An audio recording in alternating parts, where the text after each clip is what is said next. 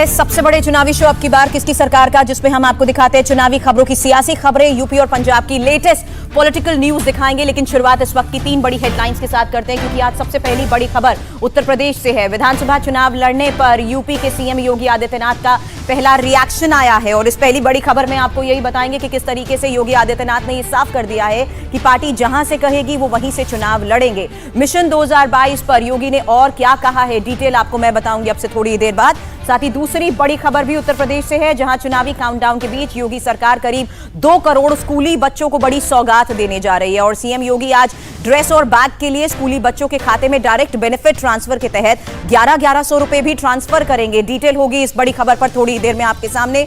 साथ ही तीसरी बड़ी खबर पंजाब से है, जहां कांग्रेस प्रदेश अध्यक्ष नवजोत सिंह सिद्धू ने अपना इस्तीफा वापस ले लिया है। हालांकि ऑफिस में दोबारा चार्ज संभालने के लिए उन्होंने बड़ी शर्त भी रख दी है। क्या है सिद्धू की वो शर्त, पूरी डिटेल आपको मैं बताऊंगी। लेकिन शुरुआत इस वक्त की सबसे बड़ी खबर के साथ कर रहे हैं। यूपी विधानसभा चुनाव से ये बड़ी खबर है। चुनाव लड़ने पर सीएम योगी आदित्यनाथ का पहला बयान आया है और उन्होंने ये साफ कर दिया है कि पार्टी जहां से कहेगी वहीं से वो चुनावी मैदान में उतरेंगे। लेकिन ये फैसला पार्टी ही करेगी, क्योंकि पार्टी का संसदीय बोर्ड ही ये तय करता है कि कौन कहां से चुनाव लड़ेगा। विशाल प्रताप सिंह इंडिया टीवी संवाददाता इस वक्त हमारे साथ जुड़ चुके हैं, उनसे इस बारे में और डिटेल जानकारी लें, उनसे जाने योगी आदित्यनाथ की इस पूरी चुनावी रणनीति के तहत लिए गए इस फैसले की। विशाल, बड़ा फैसला, हालांकि अभी भी वक्त है, कौन कहां से चुनाव लड़ेगा ये रणनीति होती है, लेकिन योगी आदित्यनाथ की तरफ से फिलहाल क्या कहा गया?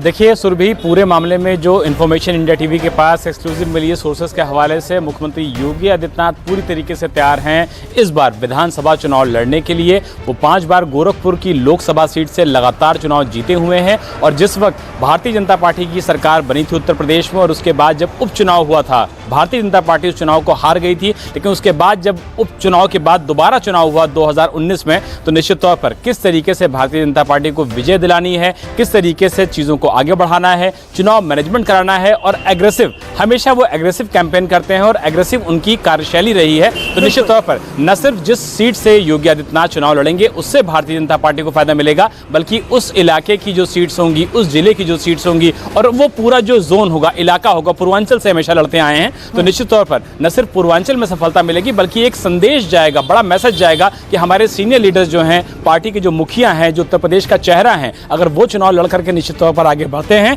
तो उप मुख्यमंत्री और सीनियर कैबिनेट मंत्री जो कि इसमें फिलहाल विधान परिषद के सदस्य हैं, वो भी चुनाव लड़ेंगे और निश्चित तौर पर भारतीय जनता पार्टी को इस एग्रेसिव कैंपेन का, एग्रेसिव चुनाव लड़ने का निश्चित तौर पर। योगी आदित्यनाथ 2022 में कहां से लड़ेंगे चुनाव विशाल, अयोध्या या गोरखपुर?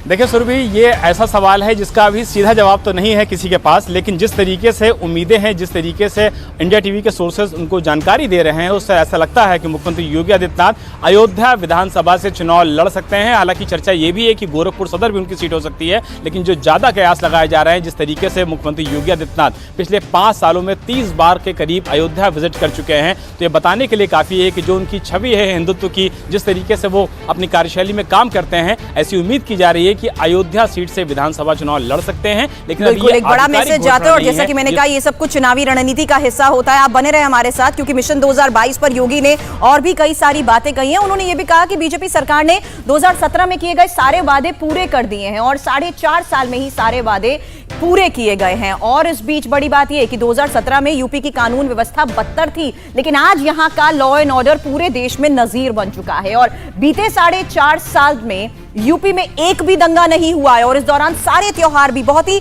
शांतिपूर्ण तरीके से मनाए गए हैं। क्योंकि पहले यूपी के सामने पहचान का भी संकट हुआ करता था, लेकिन 2017 के बाद हम पहचान के संकट से भी उबरने में कामयाब रहे हैं। बीजेपी सरकार में अंतिम पायदान पर खड़े आदमी तक योजनाएं पहुंची हैं। इसके अलावा आज राज्य में अच्छी सड़क और सुरक्षा की भी गारंटी है। ऐसे में निवेश के लिए उत्तर प्रदेश बेहतरीन राज्य बन चुका है, क्योंकि पहले यहां से निवेश जाता था, अब आ रहा है। यूपी की पहचान सड़क में गड्ढों के लिए हुआ करती थी, लेकिन यहां की पहचान अब एक्सप्रेसवे और 4 लेन सड़कें बन चुकी हैं। इसी महीने पूर्वांचल एक्सप्रेसवे का भी उद्घाटन होगा और सीएम योगी ने यह भी बताया कि 4.5 साल में 4.5 लाख लोगों को सरकारी नौकरी भी मिली है। साफ और ईमानदार तरीके से नौकरियां दी गई हैं। नियुक्तियों पर कोई उंगली भी अब नहीं उठा सकता है। अब यूपी की चुनावी जंग दिन ब दिन दिलचस्प भी होती जा रही है। कैसे? देखिए, क्योंकि अखिलेश यादव 2022 में समाजवादी पार्टी की सरकार बनने का दावा जरूर कर रहे हैं, लेकिन वो भी अभी खुद चुनाव लड़ने से इनकार कर चुके हैं। वहीं आज की सबसे बड़ी खबर आपको बताई, योगी आदित्यनाथ, जिन्होंने अब की बार फिर बीजेपी सरकार का दावा जरूर किया है, लेकिन खुद भी वो चुनाव लड़ने का इशारा कर चुके हैं। फिलहाल विधान परिषद के सदस्य हैं, लेकिन अगर वो चुनाव लड़ते हैं तो उसका बड़ा असर भी होगा, और अगर ऐसा हुआ तो ये बीजेपी का बड़ा चुनावी गेम प्लान भी होगा। अब विशाल प्रताप सिंह हमारे संवाददाता हमारे साथ बने हुए हैं। इसी रणनीति के बारे में विशाल हम बात कर रहे हैं। अखिलेश यादव अभी अपने पत्ते नहीं खोल रहे हैं, लेकिन कब कहां से चुनाव लड़ेंगे उसको लेकर उनका फैसला आना भी बाकी। वहीं योगी आदित्यनाथ ने भी कह दिया कि पार्टी फैसला करेगी।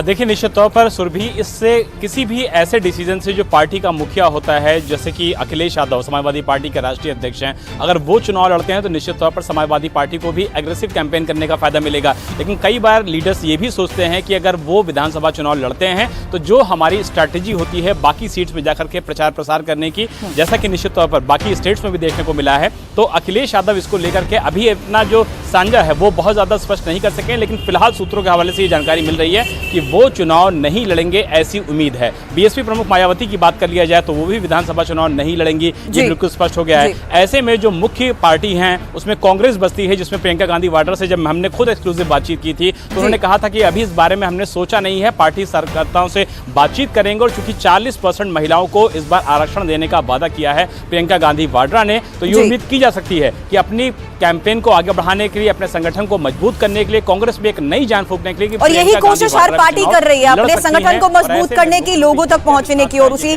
रणनीति का ही ये हिस्सा है कि फिलहाल अभी अखिलेश ने भी चुनाव ना लड़ने का फैसला लिया है। लेकिन सीएम योगी आदित्यनाथ किस तरीके से फुल इलेक्शन मोड में है ये भी आपको बता दें। तूफानी दौरे उनके जारी हैं, और आज भी योगी आदित्यनाथ औरैया और इटावा के दौरे पर हैं, और औरैया में ही मेडिकल कॉलेज के शिलान्यास के साथ साथ कई योजनाओं का वो लोकार्पण भी करेंगे। फिर तिरंगा स्टेडियम में रैली को संबोधित करेंगे, और इसके बाद योगी इटावा भी जाएंगे, जहां पर जिला जेल का उद्घाटन करने के बाद नुमाइश ग्राउंड में भी एक रैली को वो संबोधित करेंगे। तो सीएम योगी आदित्यनाथ जिस तरीके से चुनावी दौरे पर हैं, वहीं यूपी की योगी सरकार स्कूली बच्चों को भी आज बड़ा तोहफा देने वाली है। और आज यूपी के करीब 2 करोड़ स्कूली बच्चों के पेरेंट्स के खाते में 1100 रुपए दिए जाएंगे, और राज्य के 1 करोड़ 80 लाख स्कूली बच्चों के खाते में डीबीटी के जरिए ही 1100 रुपए ट्रांसफर किए जाएंगे। ये पैसे बच्चों को ड्रेस, जूते और स्कूल बैग के लिए दिए जाएंगे। तो बच्चों के माता पिता के खातों में 1100 रुपए ये ट्रांसफर किए जाएंगे योगी सरकार की तरफ से। हर स्टूडेंट के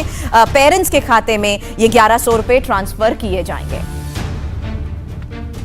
6 नवंबर का दिन उत्तर प्रदेश के लिए एक ऐतिहासिक दिन होगा, जब प्रदेश की योगी सरकार के द्वारा उत्तर प्रदेश के बेसिक शिक्षा परिषद के स्कूलों में पढ़ रहे 1 करोड़ 80 लाख छात्र छात्राओं को दी जाने वाली विभिन्न सुविधाओं, उनके 2 जोड़ी यूनिफॉर्म, जूता, मोजा, स्वेटर, बैग आदि के बदले उनके अभिभावकों के खाते में 1100 रुपये प्रति छात्र छात्रा के हिसाब से डीबीटी के माध्यम से अंतरित किए जाएंगे।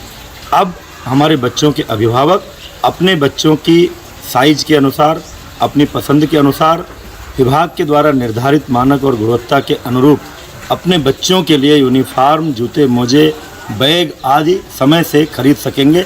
और जो शिकायतें कभी कभार होती रहती थीं साइज को लेकर, गुणवत्ता को लेकर या समय से आपूर्ति न होने को लेकर, वो शिकायतें भी अब समाप्त होंगी। कल माननीय मुख्यमंत्री श्री योगी आदित्यनाथ जी के कर कमलों के द्वारा हम बेसिक शिक्षा विभाग में छात्र छात्राओं को दी जाने वाली सुविधाओं के लिए डीबीटी की योजना का शुभारंभ करने जा रहे हैं। इंडिया टीवी हर वक्त हर जगह डाउनलोड करने के लिए सर्च करें India TV news Google play store या ऐप स्टोर पर।